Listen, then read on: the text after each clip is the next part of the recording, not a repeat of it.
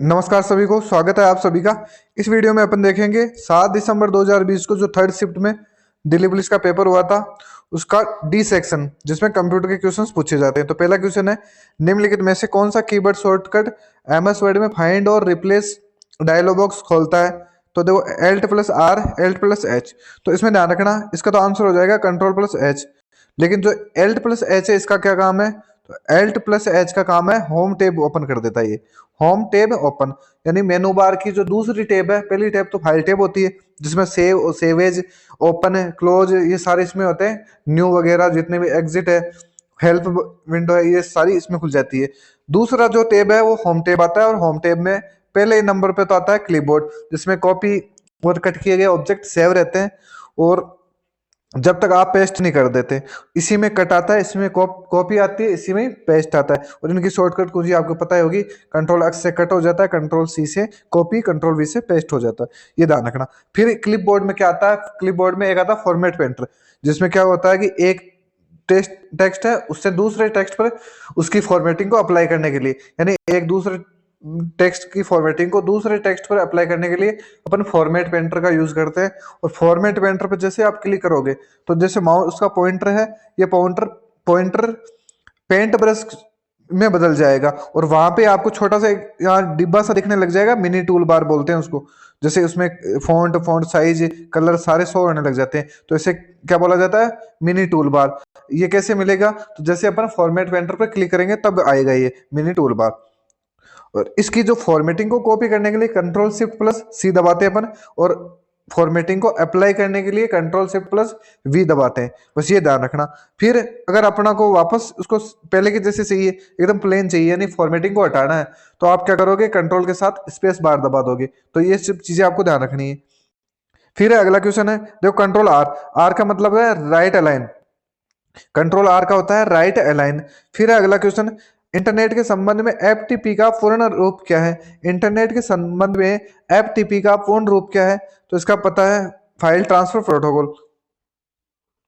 तो एफटीपी पूछी जाती है, एसएमटीपी पूछी जाती है।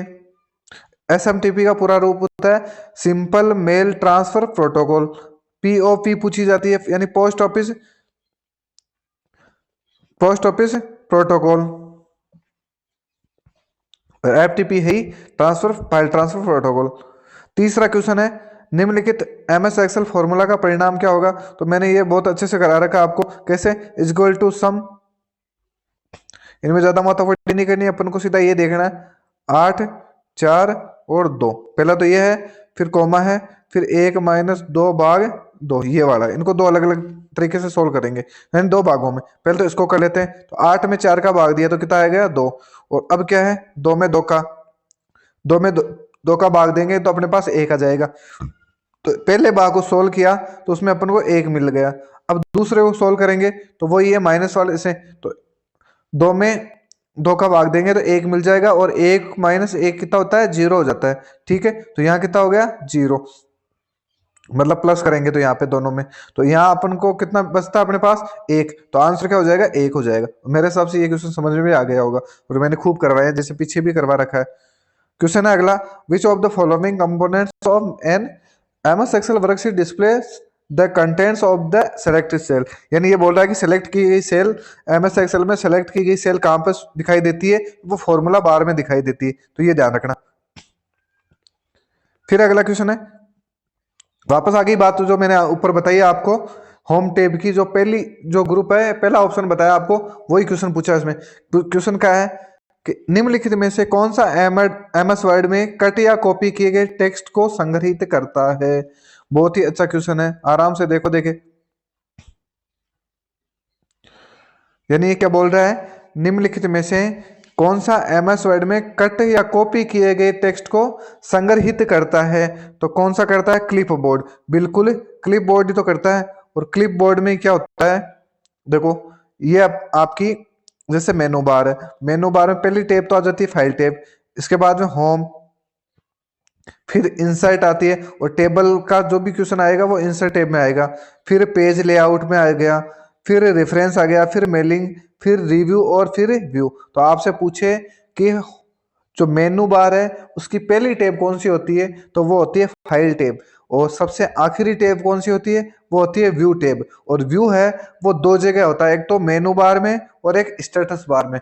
स्टेटस बार में भी मेनू यहाँ होता है, जो लास्ट लास्ट में होता है स्टेटस बार इस जगह पे, स्क्रॉल बार के नीचे और टास्क बार के ठीक ऊपर होता है स्टेटस बार, जहां आपको कौन से पेज पे आप काम कर रहे हो, कितने वर्ड है उस डॉक्यूमेंट में, वो सारे स्टेटस बार में शो होते हैं। तो ये ध्यान रखना, स्टेटस बार में ही व्यू बटन होता है यहाँ पे, जिसमें आपको रीडिंग व्यू उसमें अलग अलग तरीके से दिखाई देता है, page layout view, reading view, outline view, ये सारे व्यू बटन में दिखाई देते हैं। तो व्यू का कितने जगह मिलता है अपन को, तो दो जगह मिलता है। कौन सी जगह, एक तो मेनू बार में और एक स्टेटस बार में। इस हिसाब से ये भी ध्यान रखना है। फिर मैंने बताया आपको क्लिपबोर्ड में क्या क्या मिलता है, तो क्लिपबोर्ड में आपको कट मिलेगा, फिर कॉपी मिलेगी, फिर पेस्ट मिलेगा, और इनकी सबकी शॉर्टकट की है कंट्रोल V, कंट्रोल C और कंट्रोल X। और इन दोनों को जैसे ये आपने काम किया, और जब तक आप पेस्ट नहीं करोगे तो वो कहाँ स्टोर हो जाएगा, वो क्लिपबोर्ड में स्टोर हो जाता है। और फॉर्मेट पेंटर भी आपको कहाँ मिलेगा, ये क्लिपबोर्ड में मिलेगा।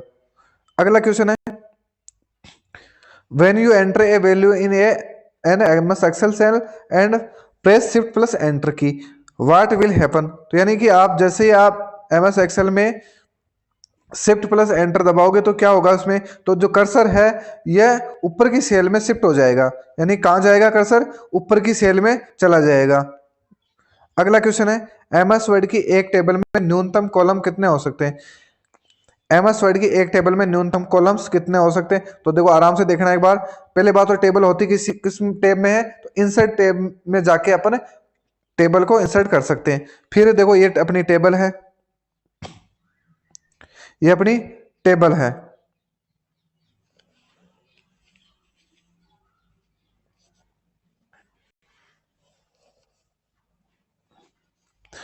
ये अपनी टेबल है।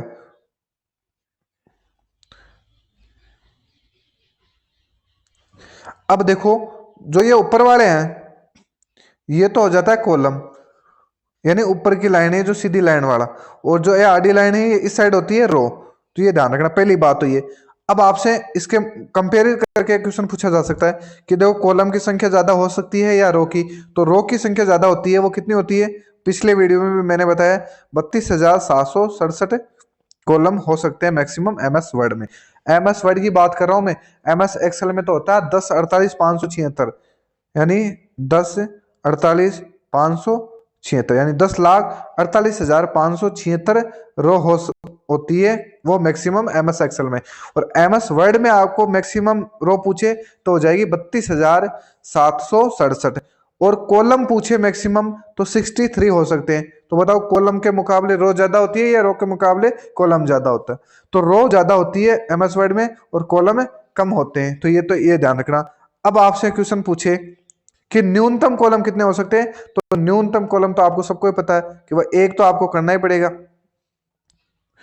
कम से कम आप एक, जीरो तो होगा ही नहीं, जीरो होते ही तो वो टेबल कैसे बनेगी, कैसे कॉलम बनेगा। ठीक है, तो एक टेबल के अंदर एक कॉलम हो सकता है न्यूनतम, और ये आपको कर भी दोगे, कोई दिक्कत नहीं इसमें। अब आपसे पूछे कि देखो अब कॉलम और रो आ रहा है, तो देखो आप अपने हिसाब से कॉलम और रो, यानी 63 से ज्यादा कॉलम नहीं कर सकते, और अपने 32,767 से ज्यादा रो नहीं कर डाल सकते इसमें। लेकिन आपसे अगर ये पूछे कि विषम संख्या सम संख्या में, तो बिल्कुल की जा सकती है, ये जरूर ध्यान रखना। समान भी की जा सकती है, यानी कि कॉलम में 4 हो सकते हैं और रो 3 भी हो सकती है, कॉलम 3 हो सकता है तो रो 4 भी हो सकती है, दोनों सेम सेम भी हो सकती है। तो इसमें ज्यादा ये क्वेश्चन भी पूछा जाता है, तो इस हिसाब से ये ध्यान रखना। फिर है क्वेश्चन अगला, सभी एक्सेल फंक्शन फॉर्मूलाज टैब के तहत संग्रहित किए जाते हैं, तो वो फंक्शन लाइब्रेरी में संग्रहित किए जाते हैं, ये जरूर ध्यान रखना। क्वेश्चन अगला, उच्च गति का इंटरनेट एक्सेस प्रदान करता है, उच्च गति का इंटरनेट एक्सेस प्रदान करता है,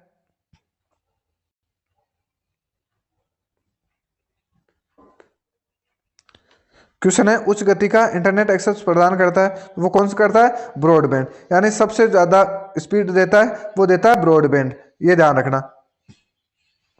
अगला क्वेश्चन है और अंतिम क्वेश्चन है, एम एस वर्ड में यानी कौन सा कथन असत्य है ये देखना। तो एम एस वर्ड में एक टेबल में एक सेल भी हो सकती है, बिल्कुल हो सकती है, एक टेबल में एक सेल हो सकती है, ये वो है ना एक वर्ड। फिर एम एस वर्ड में टेक्स्ट का फॉन्ट साइज 8 से कम नहीं हो सकता। भाई क्यों नहीं हो सकता, मैंने बताया पीछे भी कि जो आप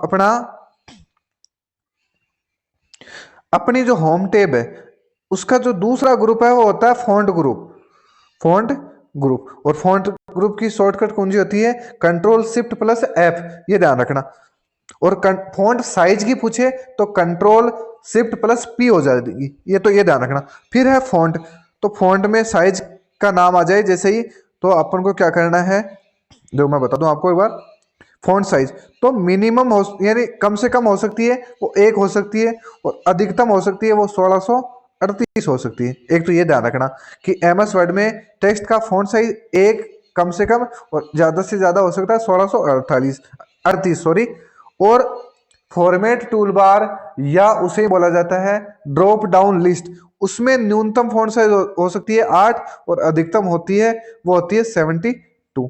मेरे हिसाब से ये तो आपको समझ में आ गया होगा। अब फॉन्ट साइज को बढ़ाने व घटाने के लिए क्या करते हैं अपन, control plus shift plus P काम में लेते हैं, बिल्कुल। और फॉन्ट के लिए कौन सी शॉर्टकट कुंजी है, तो वह है कंट्रोल शिफ्ट प्लस एफ। ये समझ में आ गया होगा आपके। फॉन्ट स्टाइल आपको पता ही है, बोल्ड, इटैलिक, इटैलिक और बोल्ड होती है, एक होती है रेगुलर, और बाय डिफॉल्ट फॉन्ट स्टाइल वो रेगुलर होती है। फिर बात आती है, अब देखो दो तरीके के क्वेश्चन पूछे जा सकते हैं। मैं एक शॉर्टकट कुंजी लिखता हूं, कंट्रोल प्लस, एक तो ये आ जाएगी और एक आ जाएगी कंट्रोल प्लस ये बड़ा वाला कोष्टक। देखो ये कोष्टक है अपने पास। अब इनमें से बताओ कि छोटा कौन सा है और बड़ा कौन सा है, तो ये तो है बड़ा वाला और ये है छोटा कोष्टक, ठीक है। अब आपसे क्वेश्चन करें कि एम एस वर्ड में एक एक पॉइंट यानी एक एक पॉइंट फॉन्ट साइज बढ़ाने के लिए कौन सी शॉर्टकट कुंजी है, तो बढ़ाने के लिए कौन सी होगी, बड़ा वाला बढ़ाएगा, छोटा वाला घटाएगा, ठीक है। तो एक एक पॉइंट फॉन्ट साइज बढ़ाने के लिए वो है कंट्रोल ये वाली, और घटाने के लिए ये वाली। और ये क्वेश्चन भी पूछा गया है, तो ये आप आराम से उसको सोल्व कर सकते हो। और वीडियो अच्छा लगे तो लाइक जरूर करना और कमेंट करके बताना। मिलते हैं अगले वीडियो में।